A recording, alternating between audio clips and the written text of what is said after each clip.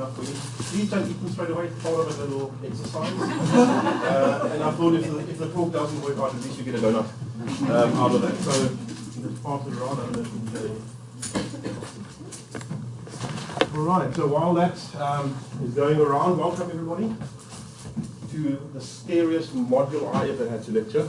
And that is truly so. So the picture I've got here really captures the way I felt when I was designing this module, and to some degree still feel at this point in time, because I've got to lecture this module again in the second semester. So I think to really understand where the scary aspect actually comes from, we need to get an insight of how this module actually came about, and then of course what does this module contain that makes it so scary for me personally.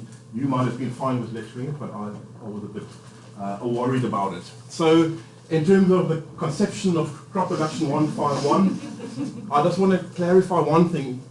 You might wonder where the title comes from, because if you read the blurb, it's a soft science in the hard science environment. And our original proposed title was University Awareness. And the powers that be decided they don't want to create any new module numbers, and they called it Crop Production 151. And so when I started with the module, my very first slide is Crop Production 151. The module has absolutely nothing to do with the production of crops. There is no science in this classroom, almost none. So the idea of this module kind of originated when we were tasked with reprogramming or recurriculation of the entire curriculum of our program. And now you can imagine we've got some 9 departments during this recurriculation process, and they all have to agree on a common structure, etc. So it was quite a massive task. So it took a couple of years. And while we're going through this process of kind of rethinking the student that we would like to produce at the end, I had this feeling that, nowhere do we address any of the softer skills, but in particular, I always had this feeling that students kind of amble through their 4 years of study, and somehow they don't really know why they're here, what they're doing here. They haven't stopped to think about themselves. They don't seem to have any learning tools. They're not really motivated. And I thought, wouldn't it be great if we had this kind of a module? And so I proposed it during the recurriculation process, and I was quite surprised, people agreed. And so I thought, well, let's run with it. And then I said, okay, great, it will accept it. And only then do I realize that I'm going to be the one tasked with designing this module and actually probably going to have to lecture it. And then at that point I thought to myself, I should have kept my mouth shut, because the more I thought about it and what should actually go into this module, the more fearful it actually became, because that's not my field. I'm a scientist. I like numbers, I like graphs, and very static research. That is something I can do. Give me a botany book and I can set you up a plant morphology course without thinking about it too much. This is way off my cuff, but yet I had this kind of passion or desire that I think it's needed within our university structure. In particular, maybe within the sciences, not so much in the social sciences, because they already do a lot of reflection, etc., etc. So, in terms of the content, I basically just took a blank sheet of paper and I said, okay, now I've opened my mouth, I've said this is what I want. What do I feel important that students should be exposed to in the first year? So I came up with the idea, I hope you can read it at the back there, with this self-reflection, which we don't really do much of as scientists, we never really speak about it. So I thought, well, at some point in your career, in your 4 years of study, you should figure out where you are and what you're actually doing here. I split that up, however, into self-reflection, so the personal reflection, and then reflecting for learning. And each of these points I'll mention a little bit more in terms of my ideas behind these thoughts and what I did include within the module itself. C mapping, I'm a very strong proponent of C mapping, which is a technique of brain mapping, concept mapping, etc. And it's really more of a learning tool. The other one we kind of wanted to introduce, in particular in the first years, was e-portfolio. I'm going to say a little bit more about that later. Mental well-being within the university structure. Introduction to agriculture, and there again, because I wanted to make it a non-scientific module, I had the more philosophical approach to agriculture. Who are you within the agricultural context? That we are the guardians of the resources of the future. And I kind of thought up this title, which I really like, What Peeves Off a Lecturer and Why Should You Care? I'll let you know just now what it's about. And then we had something called vocational vacation. In terms of what should you do maybe in terms of your vacation rather than working at Bohemia's as a bartender, maybe you should consider doing something that actually builds your CV in that sense. Assessment, of course, doesn't make much sense. You have a test or an exam. How do you test somebody about how they feel and how they reflect? But we do need to, it's a module, so we have to kind of assign a mark to something. I thought, well, what I really, really want them to do is write an essay that they actually have to sit down and think about themselves. Then this one at the CMAP over here was then used to kind of design the essay. It became a brainstorming or a CMAP of the essay that they needed to write. And then we felt quite strong because it's such an odd module that the students might not naturally be inclined to attend it. So we thought, well, let's make sure that students actually attend the class, and we had quite a hefty weight on class attendance. Now, I myself, I hate class taking roll call. I really, really don't like it. I don't think it normally serves that much purpose other than starting off the class on a negative node or mode already. So what I did, I see the little word cards over there. I bought a whole lot of these normal proxy cardboard cards, and I said, well, rather than doing a roll call at the beginning, right at the end, I stopped about 5 to 10 minutes before the time, and then I said, well, now you reflect on what you have learned in this lecture. But don't give me a summary of the lecture. What did you pick out of the lecture that could be important for you, or that you could use? And put your name and student number on the top, and that served as a roll call. But it also kind of allowed me in a mischievous way to get some data on what they thought about the lecture, about the presenter that I've invited, etc., etc. And if you ever want to combine roll call with something sensible, this is really, really good. I didn't think it's going to work out that well, but it was really a positive experience in terms of if you want to figure out what students are actually sensing in your class. The drawback in this, in terms of attendance, of course, they have to put their name and student number on there, so they're not as free in terms of the comments as I would have liked them to be. But they got freer as the module kind of went on. I could see it in the style of the comments in the end. So this kind of made up the final mark. So essentially, if you hand in a reflective essay, you can't really fail this module. But that's not what it's about. It's about getting the experience of self-reflection, of learning about yourself, and hopefully figuring out something along the way in your 4 years that you're going to be studying. So the essay, this is what the topic was on the essay, that you have to reflect on why am I at university. And that sounds very easy because everybody says, well, it's here to get a degree. I said, but is that it? Is that why you're here? Aren't there any other aspects? And I left it relatively open. I said, look, I'm not the judge. If you tell me you're here to drink as much as you possibly can, then that is fine. I'm not there to judge it. But what I need to see is your reflection upon that. Why did you decide that is an important avenue to go for? Or if you're here to do the best performance, academic performance, why do you choose that, other than the obvious? There must be another driver. So that is what I wanted to see in the essay, and if I could see some form of reflection, you would have scored higher marks than somebody that gave you the normal gobble. You know, so actually really interesting reading those essays. So I'm still going with about 90 essays to go through, so it's quite a lot. But in terms of the information of why they're struggling with the first year, etc., it's really, really informative. So what do I aim to get out of university, this roller coaster experience? Very important, what is my role in achieving this aim? So if your aim was to drink as much as possible, what is your role in this, and what do you need to do to achieve that? So a very stupid example, but I wanted to bring across this idea that I'm not there to judge their choices. And I think that was very important. And and there again I was a little bit sneaky, right at the end, where I said, well, in which way did this module assist you? Because I was so worried about this module, I needed to get data other than this official student feedback, because that doesn't really tell you all that much. So they are kind of snucking a little bit of data, mining, if we want to call that. Of course, what made the module scary was the module content for me. It wasn't so much the ideas, because I do feel very passionate about it, but what should go in it, and am I equipped to actually teach these things or lecture these things? So I also made use of a lot of other people to help me and assist me, or maybe guest speakers to come in to help me. First one was a motivational speaker that I did get in. May I say your name? There he sits. Julian over there, he was a motivational speaker. And I thought I wanted to start the module on a very upbeat note. And it worked, because I see that in the feedback of the student, that they felt it gave them a drive for the rest of the year.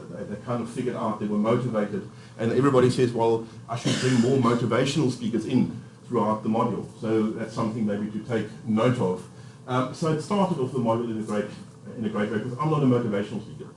Not really. And I can't really hop up and down and make it very exciting, and I'm not going to try to attempt to do that. The other one was in, of course, self-reflection. And we spoke a little bit about, to me it was important that they distinguish between meditation and self-reflection. Because meditation, you're supposed to shut down the inner man and quieten around you and actually not think about yourself. You've got to meditate and become peaceful. Whereas reflection, in my view, is something of the opposite. You're supposed to let the inner man talk.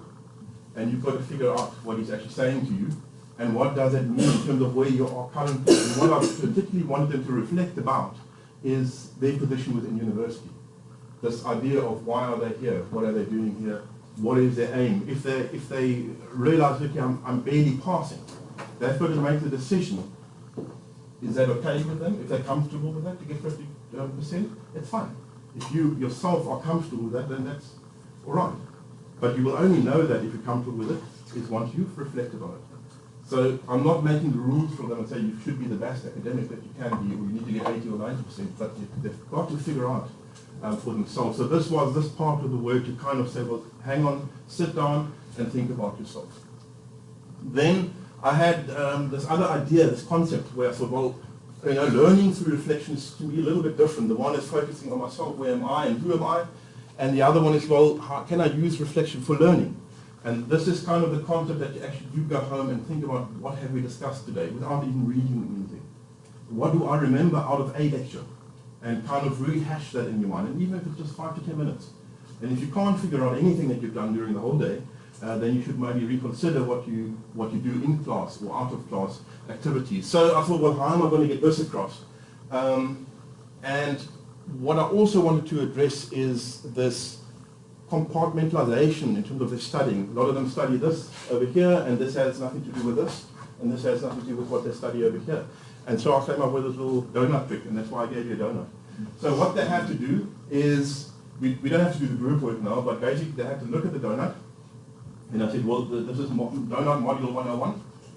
Okay? And in this donut module 101, you have to explain to the person next to you what a donut is by just looking at it, visually, completely visual effect.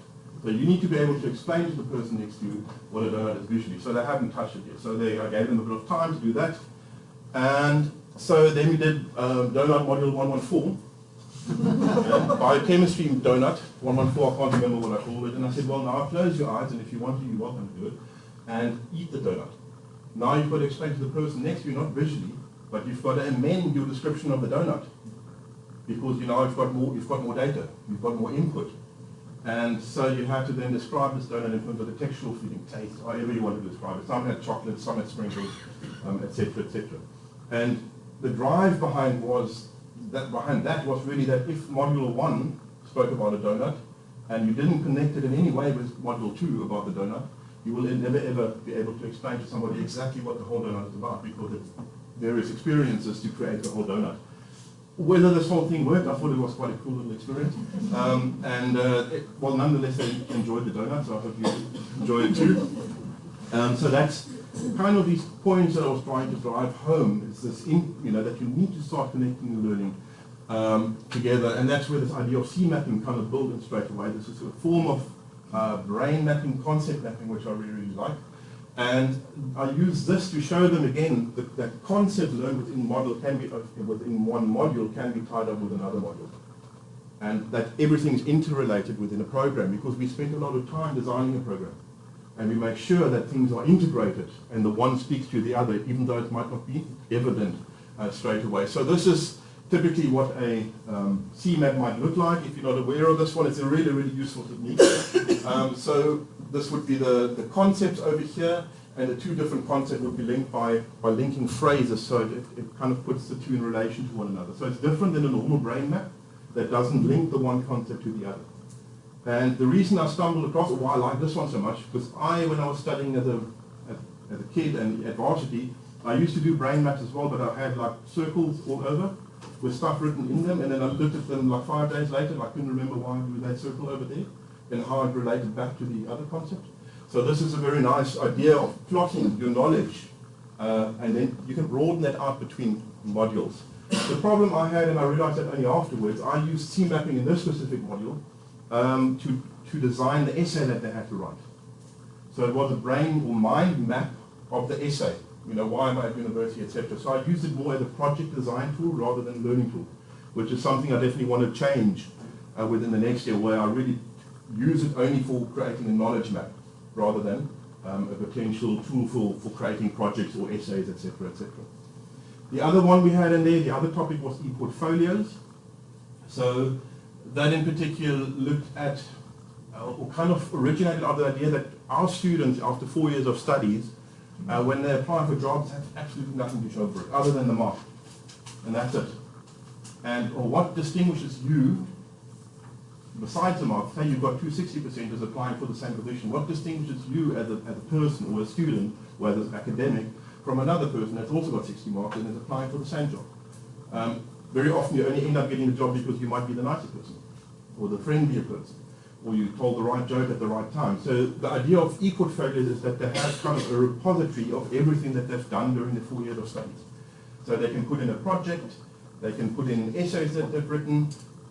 Basically, it's their baby. It's their electronic CD that they create for themselves. So I introduce them to Google Platform, Google Docs, Google Slides, how to create Google Sites, and how to kind of set up an e-portfolio. But the important part for me was to tie it back to the reflection part that I'm really so desperate to get into them, this habit of reflecting. And I said, well, if you just dump your project there, say you have what I do, for example, in the second year is a propagation nursery. If you just dump that project in your e-portfolio and you have no reflections written down, it's not going to mean very much for the person that's reading it. All you'll see is the project, okay, this is what you've done, but you've never ever thought about it. What did you learn out of the project? So even comparing e-portfolios, the one that will have a personal reflection of the project done will have a much better rounded off e-portfolio than the person that doesn't reflect. And as part of the reflective exercises, of course, the learning that's involved in terms of reflection. Because that is very often, in particular this module, when I designed it, I realized how little I knew about some of the things. And you actually have to discover yourself in designing this kind of module. So that's e-portfolio. So I'm going to follow this up again in the fourth year. So I lectured it last year. I'll see these guys again in the fourth years of their studies. I told them that in the fourth year they're going to get a mark for the e-portfolio. You kind of get them. Because I could see them, oh yeah, that sounds great, but I don't think anyone is going to do it. I said, well, I'm going to get a mark for it in the fourth year. And I would recommend that you put the stuff in now already, because you've got to forget what you've done. So we're trying to kind of create a contingency throughout the years. So I'm going to see them again, I've seen them in the second year, so I've already spoken to them about it, and then I'm going to see them again in the fourth year and assign a mark to that. This one I felt very, very strongly about as well, because we're hearing more and more mental distress, students not coping, they don't know where to turn to, they don't know where to go. And as lecturers, we're not always aware of it, especially the big classes. So I asked, what's student school? It's surprising actually that Auxin was not the English. Student council, counseling. I asked them to do this lecture for me. It was like a workshop in the afternoon. And it was with a particular focus on stress. When is stress good? Because it's not always negative. When is stress bad? How can you realize that stress is becoming bad? And if you are struggling with stress, and related symptoms of depression, etc., who can you actually turn to? So there was phone numbers, there were people that you could contact, etc. And I got a lot of feedback that students found that very beneficial, because they don't actually know where to go. Although we assume they get inducted to all of that during the first year orientation, but I think there's so many things going on that they lose track of these things. So that was quite a positive thing, and I think it's important that we become aware of these issues. I don't know, I mean, you all, I presume, lecture a certain amount of classes, and I find the frequency of mental-related problems are kind of on the increase as far as I'm concerned, or have experienced. Okay, so this, what peeves of the lecture, I just thought of the title first before I actually knew what I'm going to do with it. We all have these little pet peeves as lecturers. Could be talking on the cell, talking in the back of the class, writing or typing on your cell phone, chatting to friends, etc. But that wasn't really the focus of this lecture that I had. I kind of went through that and I said, well, the idea is that the less you peeve off the lecturer, it will be in your favor. Okay? But what I was really heading towards was that by the time you reach your third year, fourth year, you move out of this your number status, that people don't know your face because you're in a big class, for example. but you move into this known status. We start knowing who you are, and we start knowing what you do in class and how you engage in class. And it was this idea, I unfortunately only found this one, can you erase a bad memory? Okay? But at the same time, it holds true, you also get good memories. I will remember you for good things that you've done. Have you engaged? Were you engaging in class? And it's not anymore so much about the, did you talk on the cell phone, were you late? If you're consistently late, then I will take notice of you. If you're sometimes late, not much of an issue. But what I was really heading towards, because we see sometimes this stuff as well as this cheating aspect, which I wanted to head, because we had a few cases where the students started cheating, and I wanted to get across this view of that you are more than merely your marks. That there is a certain memory and perception of you attached to your university degree. And we have it because we're closely tied to industry. We'll get a phone call and say, well, I've got Mr. X standing here, he's applying for the job. Do you know? And I will say, okay, yeah, no, I don't know, his fourth year project, I'm not so happy he cheated on the fourth year project, and we've had that happen. And I said, what do you think are your chances of employment? I'm not going to lie on your behalf. So you've got to really seriously consider your actions, especially in the third and fourth year. In the first, second year, you might sort of escape the radar. But as you move into smaller classes, you will definitely be picked up on the radar. So that was actually the main message of this little what peeves of the lecturer, besides the other benefits of not having a happy lecturer, which is definitely beneficial. The vocational vocation, that came from an idea from Monica. I don't know if you all know Monica, who's, I think, quite a strong proponent of let's do something decent during your holidays. Use your holidays to an advantage of creating a CV. Even if you don't work within the field that you're initially going to end up with, but it gives you a bit of a CV, but also a sense of feeling what the industry is all about. And I think that gives you, again, a bit of purpose of why you're studying what you're studying. Or you might realize then and there, okay, this is really not my thing. And at least you have a chance to start thinking about it. So I think this was also very beneficial. The student commented on that quite a lot in terms of helping them, and some of them said to me that, no, now they're not going to go surfing for the whatever, they're going to now actually find a job for the holiday. And what I tied this one up with is, again, your e-portfolio, because it ties in directly with them, with building your electronic CV that you can actually show eventually what you did during the holidays. And then in particular, again, tie that up with reflection. So this is what I did during the holiday. What did I personally gain and learn out of this? So that strengthens the whole idea of an e-portfolio. And then philosophical introduction to agriculture. Because we've got 9 streams, we've got entomologists and plant pathologists, etc., etc. I didn't want to focus on any specific agricultural field. And I said, well, let's keep it very green, so to speak, in terms of talking about that we need to protect and conserve the resources of the future. What are the philosophical angles of becoming an agricultural student, an agricultural academic, or working in the industry? So I had somebody from entomology who speak on that behalf, and who's very passionate about this, the green movement in a sense, and conserving what we've got for future generations. So that was kind of where I left the design, and I had the lectures design, I had the practical plan, and this and that, and I was ready to, let's call it, ready to rumble. And then about 1 or 2 weeks before the lecture started, and I felt like this. Oh man, it's this thing. It kind of moved between this one and this one. And I thought, okay, I've done the lectures, everything looks okay. But it's all in here that it looks okay. And I chatted to colleagues and said, oh, that sounds awesome. And I thought, but you're all adults. And I thought, how on earth are the students going to take it? And that was my worries. And I thought, if this backfires, what are we going to do? Okay, the first year is fine, we can cancel the show after that, but it's still, you invest a lot of time and you want the thing to work, and what if it doesn't work? And I'm going to look like a nincompoop if it doesn't work. So all these thoughts are going around.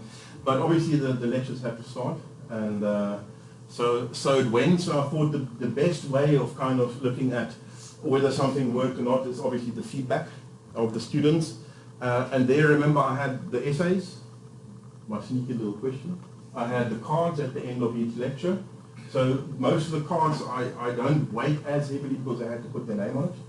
And you will see just now I have one card right, the very, very last lecture that I had. There were about 57 students, I think, that were in class and responded. I said, look at the last lecture, you don't need to put your names on there, no student numbers, I don't know who you are. You write down whatever comes to mind.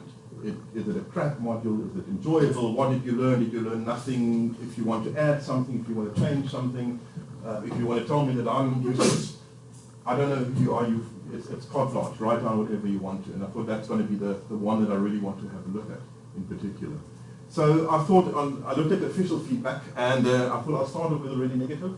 Of all the feedback, essays and cards and official student feedback, there were exactly 3 negative messages out of a class of 90. So I thought, okay, that's okay. Past that, they were quite bad. I'll put them up. I'll take a sip of water while you're reading that. And luckily, you don't see these comments before the class starts. So I would have probably given up right then and there.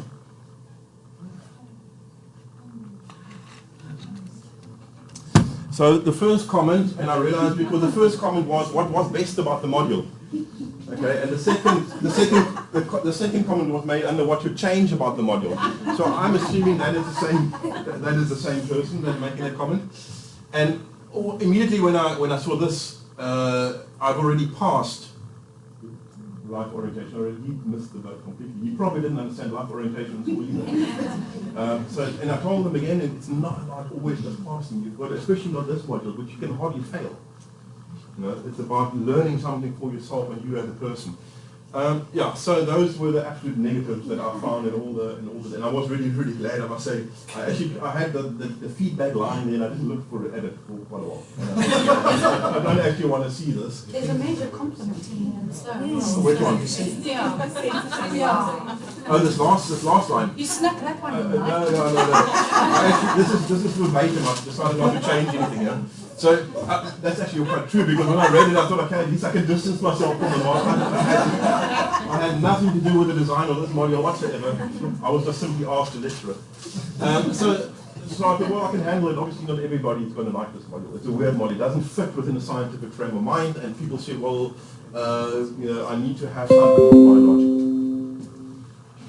Final cards, lecturers. Okay, so final lecture over here. So that was a card where they didn't have to put down their name, and that is the one I thought hopefully I get good stuff out of it. And there wasn't a single negative comment on any of those cards, and there were 57 students out of 90. And so I just selected just a few, I thought in terms of time, the ones that I felt maybe were the most powerful comments out of those 57. So I thought this one was quite nice. I really enjoyed that it's a powerful model, which obviously there's a certain sense of meaning that's attached to that.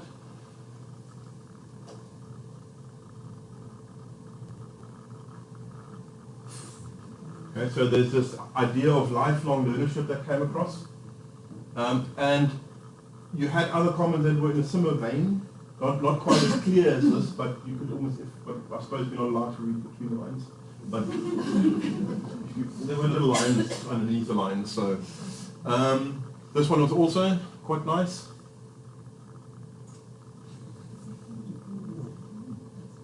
Okay, so this is first year student comments.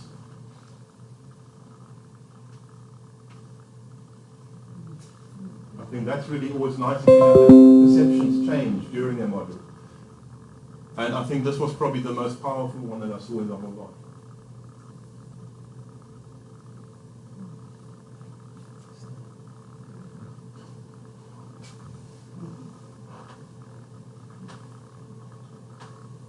So that's quite a beneficial, and I started reading the essays. The essays actually come across stronger than this because they're really, really personal essays. Not all of them, but a lot of them are actually quite personal. So I'm going to kind of summarize the essays with a bit of data analysis, etc., that will come at a later stage. And maybe one can present something like a sort of to kind of share the feedback of the essays.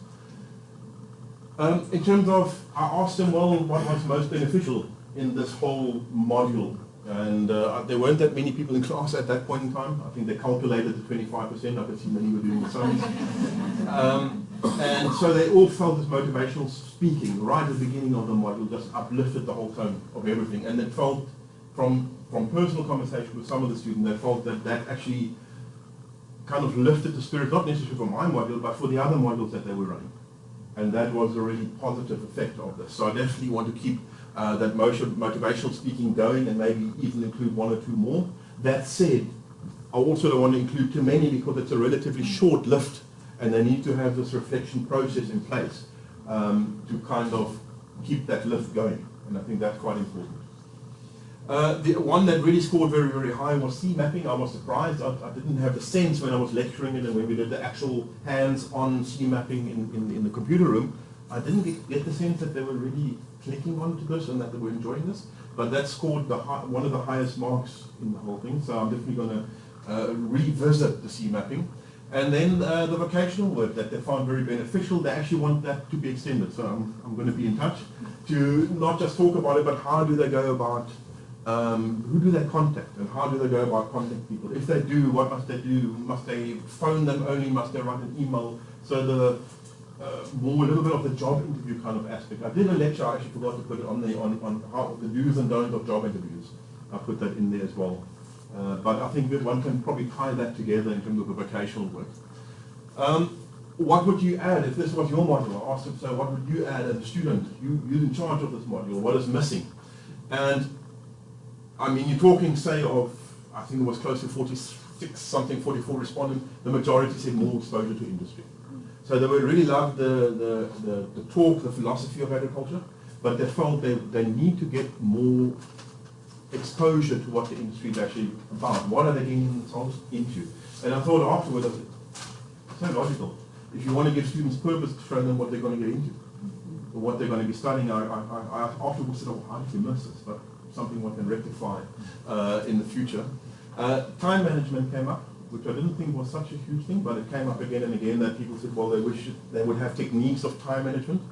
And then more vocational talks again came up. So this seems to be quite a strong driving point for them. And I think this really ties up very nicely with exposure to the industry. So one can maybe mesh all of that together in a more useful unit as such. C mapping, I'm definitely going to address again. You saw the slide just now. It was just to remind me that I'm going to mention C mapping again. Because I use it as a project designing tool, which I thought was wrong in hindsight. I should actually present it as a tool that I wanted it to be, which is a learning tool. So how to map out knowledge clusters, and how everything links together. Because I've used this method for a fourth-year student that was failing, and eventually she came back to me and she said, this opened up a whole new world to her in terms of making it through the module and just seeing that everything actually makes sense and fits together and there's a purpose to this whole thing. That said, it's not a quick fix. Okay, this you need to start early in the semester. It's not something you can do 3 days as a study method for a quick fix. So iterations based on this feedback. The strong one is going to be this agricultural industry focus, the exposure to the agricultural industry. And I thought, well, I don't know, you're probably all aware of the speed dating that they use in the States. So you have like 5 minutes time to talk to somebody. In this case, it would not be your lover, but it would be, or potential lover, it would be an industry representative as such. So I would have 10 students around the table, and you have the industry guys walking around, and that would be from all the 9 streams. So you're looking from pathology, entomology, horticulture, soil science, etc., viticulture. And that hopefully, with one afternoon, gives everybody about 10 to 15 minutes to talk to an industrial guy. And I'll only want to ask people to come in that were students not more than 5 years ago. So I want people to be there that actually remember what it was like to sit in the class, not somebody as old as I am, and talk to them about what the industry is about. Well, I'm not the right person anyway. So, but so for me, it's very important that it's somebody young and somebody who's come through our system to go and chat to them. Time management. So I'm definitely going to bring in time management, seeing that it was identified as quite a huge need within the students. I still, if you know anybody that's good at this, that would be able to explain this at first year level, because my time management is not so good, so I don't really want to attempt it. So if you're aware of somebody who's very good at explaining this at the first year level, that would be awesome. You can contact me. And then vocational work. I've got your picture there. We've got to basically build that out into a more coherent unit. Maybe combine something with vocational work, working in the industry, being exposed in the industry, together with our speed dating kind of scenario, and kind of just, I think it's really about a sense of purpose. I think that's what they're lacking very often going through 4 years of study. You just don't know what the hell you're getting into and why you're doing any of this, other than that your parents said you should. There's not many of them talking to them that actually are actually here because they really, really want to be. And it seems to either happen naturally, only very few select know why they're really here. Self-reflection didn't go off as nicely, or they didn't grab that concept as much as I wanted to. And I realized in hindsight, I don't want to lose this. I think everything that we're doing, whether it's exposure to industry, whether it's motivational speaking, vocational work, centers around this idea of self-reflection, that when you've done an exposure to the industry, that you sit back, reflect, okay, so what does this mean to me? It doesn't help you attend and you never think back about it, or kind of revisit the thoughts or experiences that you had on that day. So I definitely want to keep this going and actually strengthen it, but by more kind of a workshop related, rather than just giving lectures about it and having short group sessions, where I want to do full-on workshops with somebody that can actually do the self-reflection talk better than I can. So what does the future hold? I'm not sure. I don't know. I suppose the feedback's been very positive, so I'm quite happy about that. I'm positive myself about giving the lecture again now in the second semester, and yet I still got a certain fear sitting here. Maybe only I was lucky last year, and next semester it's going to really bomb out. So it's aware maybe that's human nature. So what the future holds, I'm not sure. I think we shouldn't start the module straight away because it sounds very positive. I think the feedback's been positive. And that we reevaluate this thing maybe after two-year cycle, 3-year cycle, and reevaluate the benefit. And in particular, when this cohort that I lectured last year reaches the 4th year, I think they are going to be the crucial target group to investigate whether we have any benefit. And if we find out there it doesn't work, then can the whole thing and replace it with something scientific. And that is kind of my experience of this first year module. Thanks.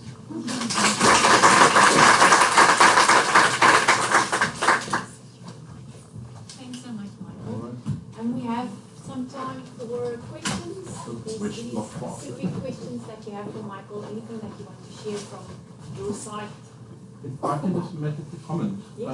If you have, I mean, you've listened to me now, if you have any other additional ideas, you think, well, this would be something awesome to include in this module, or you think I've done this in my module and this is really beneficial, please drop me a line. I don't know if we can send out my email somewhere, or it is on the little blurb, because any input or ideas I really would appreciate it, and I can see whether this makes sense, whether one can maybe phase it in on a certain aspect of the module, because I think at the end of the day you're trying to improve not only the personal life of the student, is actually at the same time the academic life. Because I think if you improve the personal life of the student and you give them purpose and some form of enjoyment in what he's doing, I think you're going to find that the academic side also gets uplifted.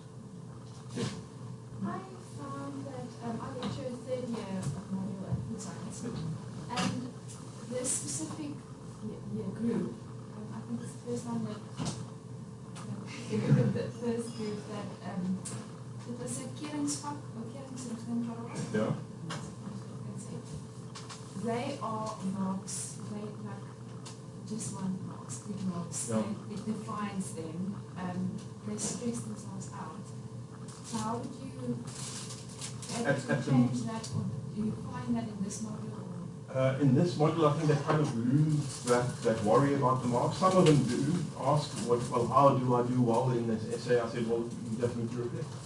If you reflect, you've got to get good marks. So they struggle with that because it's much easier to say, well, list me the 10, or give me, or name me this. But to ask them to reflect is inherently difficult. And this is first year level. It's not, so I tell them again and again that university is about more than just marks. But you'll make it through university and you'll probably get a really good, great job if you got really good marks. I mean, I would be lying if I don't tell them that too. But it's so difficult to judge the uptake of that. So I repeat that quite a lot, that you don't have to stress about marks. And very often, if you take your focus, we had a half a lecture on this, if you remove your focus on the passing, if you change it, I want to actually learn. I want to understand how this works. I want to, then this comes automatically. The marks isn't actually the issue. It's about as soon as you understand the concept, what you're learning, the marks will come automatically. But whether they really grow, I can't judge what they really get. And that is a difficulty with this module in a sense. So I can let's say preach it, but I don't know how to test whether this is actually going through and whether they're actually taking this up. So if anybody has any ideas of how to maybe workshop-wise to go into that, yes. Hi, thank you. It's not scary. It is. In our world, in the legal students, this is just political violence. So I think it's wonderful that there's a bridge, I'm looking at that bridge now, and that's what it's about. At the university, I'm at the Center for Student Communities where we're currently working with colleagues working on co-curricular transcripts that students will learn skills, besides the curriculum skills and like self-reflection is part of that. So it's the right time for the conversation where in our class to kind of find a bridge. A lot of that it's normal work. Yeah. In terms of the attributes students have and don't have. They graduate in order but they have not equal skills. And not equal students see that. But also tying to what she's saying, that you find it difficult that it must be almost they mustn't get a mark for it. Yeah. You want them to see that they really want to learn and self-reflect. So the challenge between is getting marks for this. Well, that's a good point. You know, what's your holistic development? More and more a lot of work are looking at people who've got other skills. Most of the works are optimized. And so there's a huge benefit for Stellenbosch because we're the residential student community. We're sitting of 2 kilometers from Clark. You can actually model and learn a lot of this just because of the proximity. So maybe you and I can have a wonderful coffee. I think that sounds good. I mean, I just want to add to what you're saying. It's not, we see that. I mean, I conversation reflecting with students 1 o'clock in the morning, when students are drunk, you know, break things. It's scary. It's messy and scary. Also, for instance, no one too long, but a student that just passed away that fell from that's in the news. It's real for us. These things are happening in our spaces. How do we reflect? How do we learn? How do we grow? And I think this might be a start to kind of shift things. I think the more you see that, so it's wonderful that there are more individuals that we can do. No, thanks. It would be nice to do away with marks altogether, quite honestly, in this module, because it doesn't actually, it's not a module full marks. But because it's modular, there needs to be, and just attendance satisfactory. This is a kind of module, and I agree with that too, that the students are not inclined to attend if there's nothing associated in terms of marks, in terms of anything. It would be, even I could see them calculating the 25%. If they, I can miss 5 lectures and I get so many percent. They asked me if I'm really going to stick to that. I said, yes, that's what I'm going to stick to. So they were calculating exactly how many lectures I could miss. So in hindsight, I also realized if I would have had no marks attached to attendance, I would have sat with a very nice small groups, which would have been more fun to do. You could have done more intensive stuff. But it probably would have been the strongest students that would have sat there and might not necessarily need all of this. So I think in hindsight, the marks are actually not a negative thing in essence, but I think also your kind of comment about the focus in every module is marks, marks, marks, and marks. I just wish if somebody can think of a way of how to test whether this has actually been taken up by the students. I don't know how to do that because I will only find that out in the second year.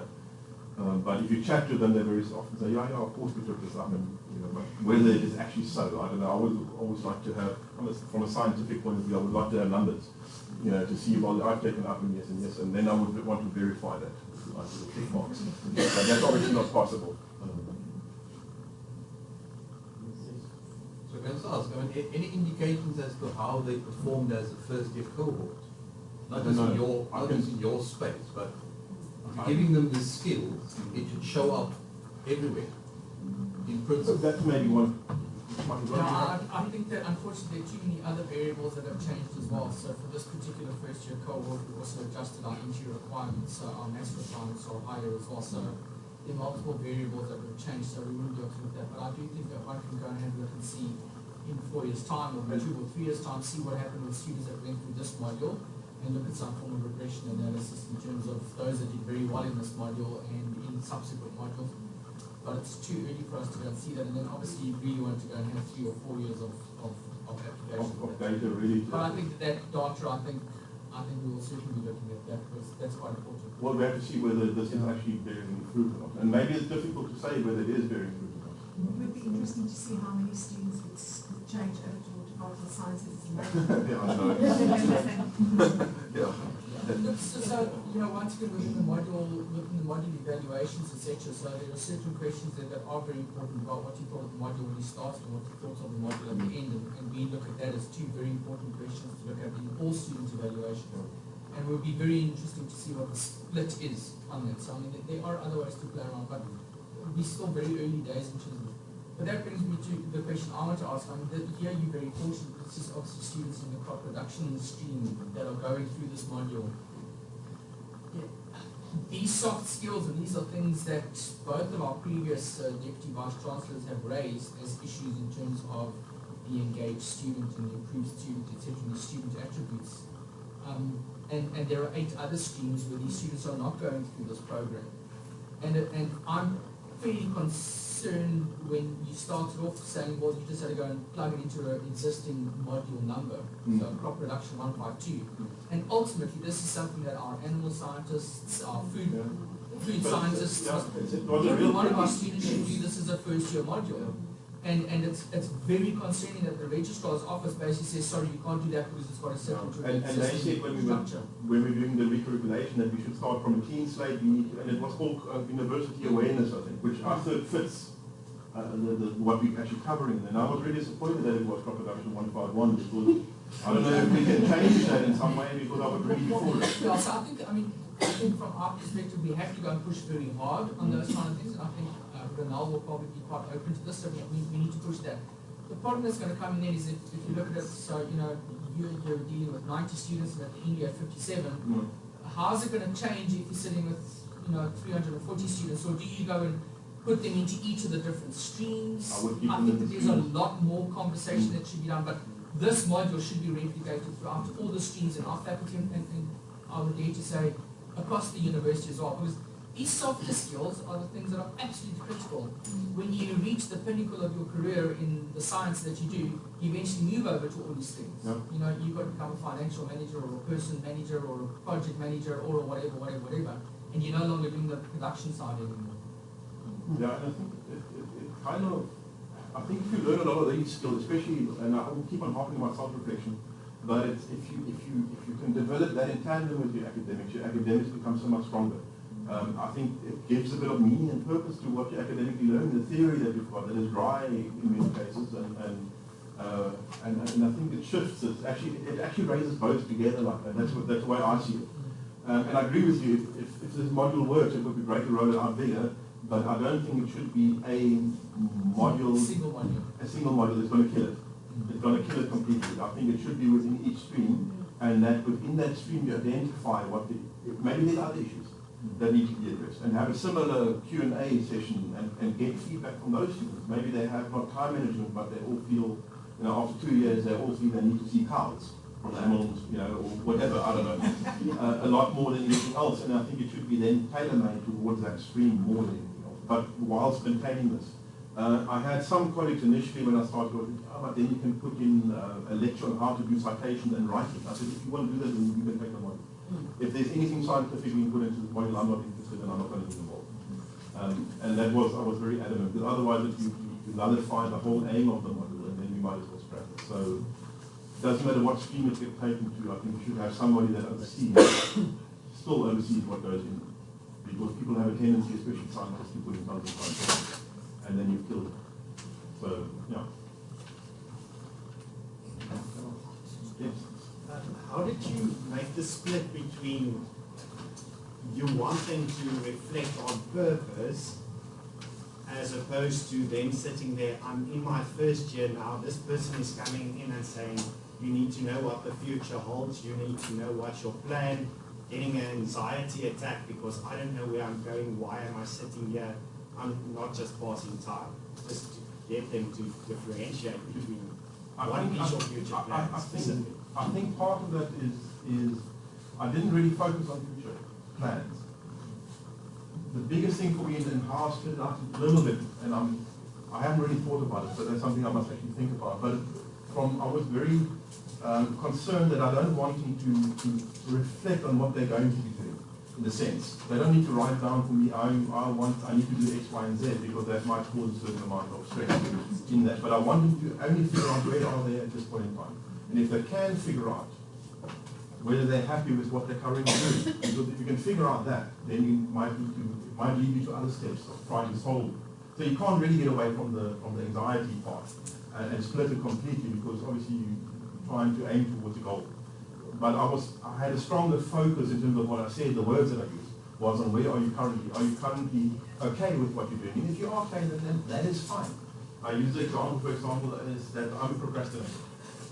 But I started late in the stalk, I think I started not too long ago, and that's just who I am. And for years and years and years, I've tried to fight it. Every time I said, I'm going to start early this year, I'm going to do, and then somewhere in my early 40s, I realized, how stupid.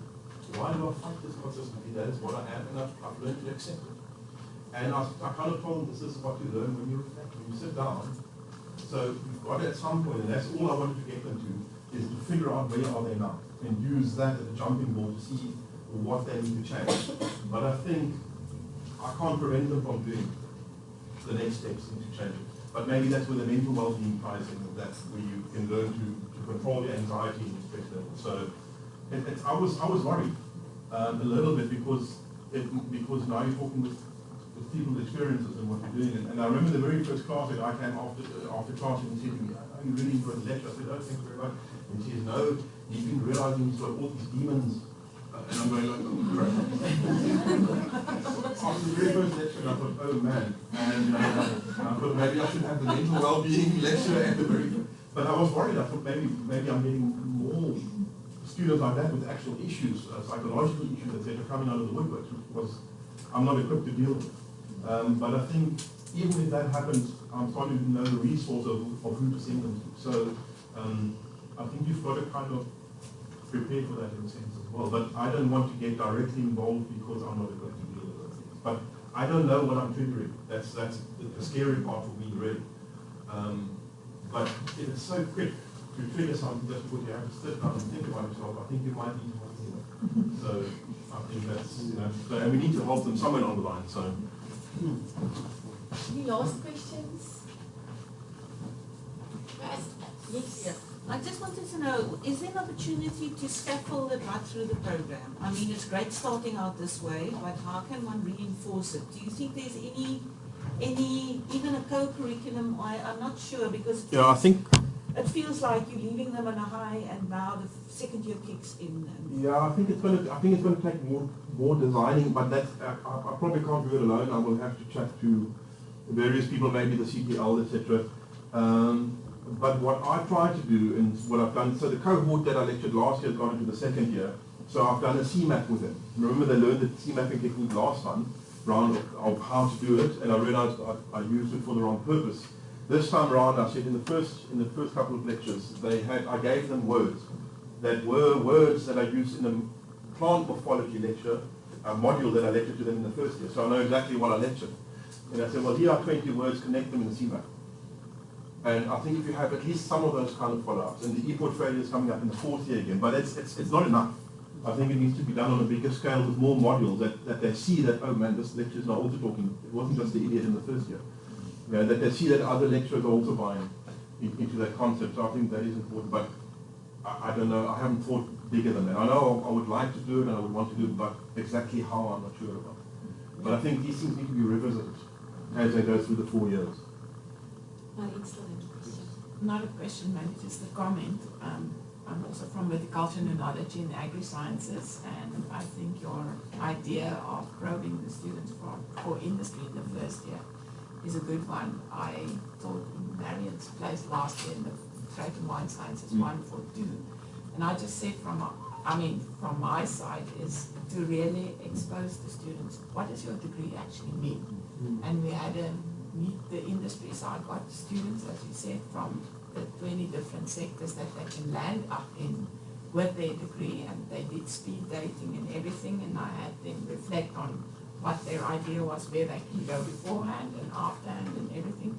The one thing that came back just from the industry that we're still struggling out to deal with it, with that also, is for them to do the same thing with 20 different student tables going around is quite a challenge. Well, I had worked so one out, has to think about that. I had worked out 10 student the table and 9 different faculties, and that would give you about 10 minutes. No, So I think it's manageable. Or you have to split it across 2 It's practicals just and invite different people. that But the side, the logistics. comment came back that Yeah. for them to say the same thing Oh, to 10 okay. different student Oh, groups becomes So it's a repetition that they Yeah. avoid, yeah. not But, the that, students. So but that is the No, only thing so that works, really. I just want to say you No, also thanks. have to think about that Yeah. one.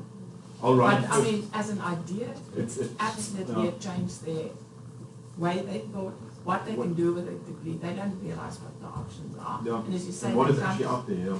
what they come to study for a very specific reason, and then they realize, oh, I've got this much to Yeah, or make even decisions say- or on to even have that's- these skills. You know, even if in that session they realize this is actually not what I want to do. No, that's You know, also which great. is really We had beneficial a rather few than. students that changed degrees Yeah.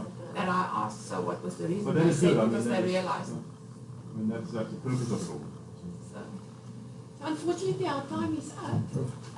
Part of the Auxin sessions is also so that you can think, is there something that I want to get into in the future, to connect you. So if you want to talk about this some more, you're free to contact I'm Michael always or open for myself. coffee.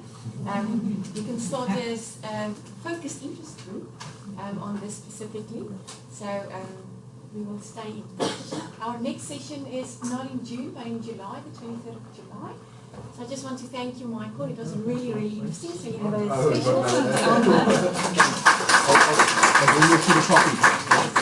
We'll chat again. Thank you for coming. No, I'll bring it to the Put that coffee. feedback forms on the side if you can. Did I have enough? Did I have enough donuts? My brew. My brew.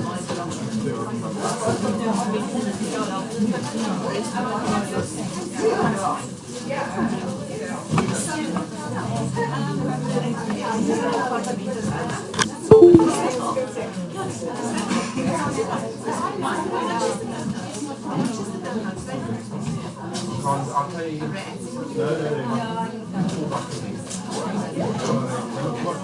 But I think I'm more thinking. I paid 8. Not so bad. I think it's about £4 now. If you really ask him and say, oh, you must make you a special price, but I just gave up on that. But he's really, if you say that, yeah, I mean, I bought donut for the 90, so I'll pay it. So talk to him and say, if you can't. The problem was claiming it back. I couldn't claim it back because they didn't have